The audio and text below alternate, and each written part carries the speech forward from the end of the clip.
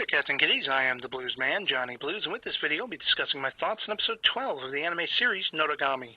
And what a fantastic way to wrap up this series in a just all-out maelstrom, to use the term used by Rabo, of a battle between, of course, Yato, Yukine, Rabo, and Nora. And as I much speculated toward the end of my last video, Hiyori was there along for the ride. Her spirit form had been inadvertently transported to this duel at the shrine of Rabo's god of calamity, which, you know, harkened back to sort of ancient Japan and everything like that. I absolutely loved the feel, the setting, the vibe of this whole sequence. And, you know, it was very much like a boss fight in like a Final Fantasy RPG type of game, but it also reminded me, at least character-wise, of such monumental meetings in anime as like Spike Spiegel versus Vicious in Cowboy Bebop. It was that phenomenal. It's just, you know, a very tantamount sort of clash, finally. This calamitous clash, if you will, because it's two gods of calamity.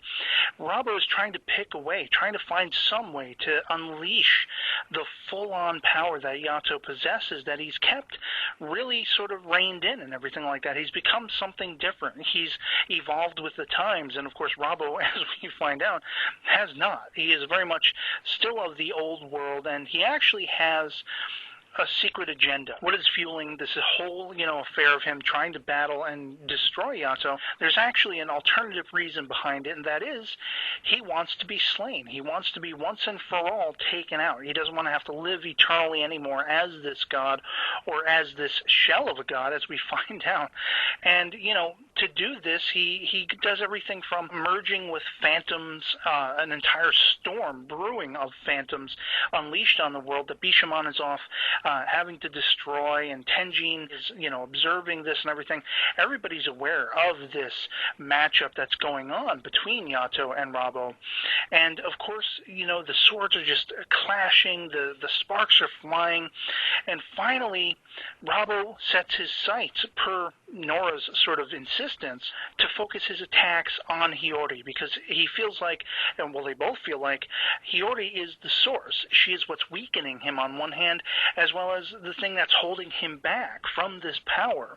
So, you know, you basically have her memories, that little ball containing her memories, shattered by Rabo in a very dramatic sequence where he whips it toward his shrine, and Yato leaps to try to get his hands on it, and just as he's about to, it shatters. And we see Hiyori sort of floating in this very sort of watery realm, I'm guessing, between the near and far shores. Maybe it's very literally shores in the spirit realm, and she's in that water. She's floating, just basically barely conscious, and she's, you know, wondering what she's doing, where she is, how she got there, who she is probably, but she focuses in on a smell. There's a fragrance that brings her back, and what that is, as we find out toward the end of the episode, is the smell, the scent that she's had of Yato from the very beginning.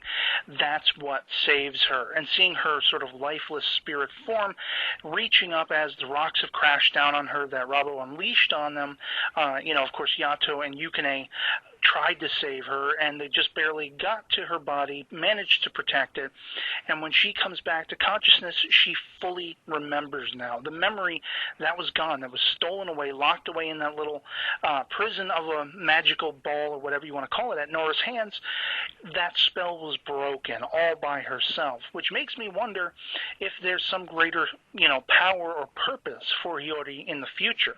But what's brilliant is finally Yato realizes, and at that point, he's unleashed. You know, when it looks like she's dead, he has unleashed the full power that Rabo has wanted him to. His eyes change, they start glowing blue, they have very sort of thin pupils, like a cat's eyes, thin slits, and he's full on. I mean, he kicks Rabo's ass all over the place, and this is what, you know, Rabo wanted. Like I said, even after merging with those phantoms, Yato takes him out. He is a force to be reckoned with. He says, I hear your wish. I understand your wish now.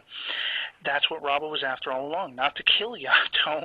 That was just a means by which to try to get his rage up so that he could answer the call, answer the wish that Rabo had to have his existence ceased, because it was barely hanging on as it was.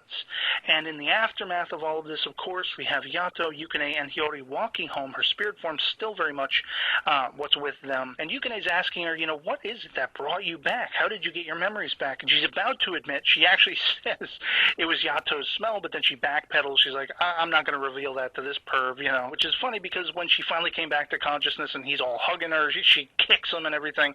I love that, But this is where Yato finally pays heed to Tenjin's words that maybe the best way to help her not keep reverting to the spirit form or expounding to the spirit form is to cut all ties.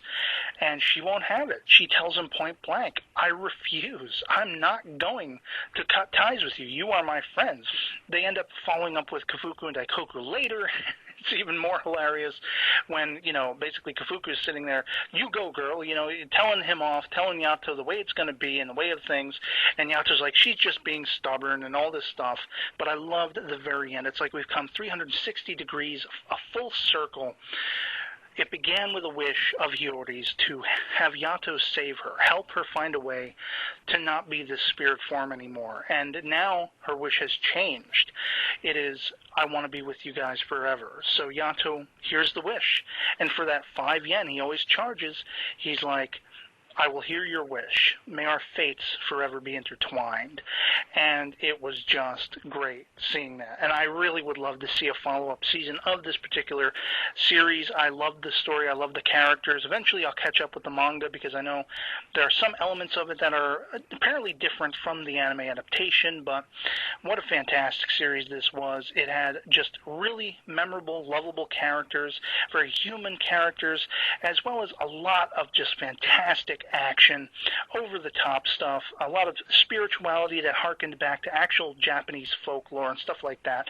And what a brilliant, brilliant series. For 12 episodes, leaving you this contented by the end of it. Boom. I loved it. So yeah, otherwise that'll be pretty much it for me on this. I hope this video finds you well, and I'll catch you all later. Peace.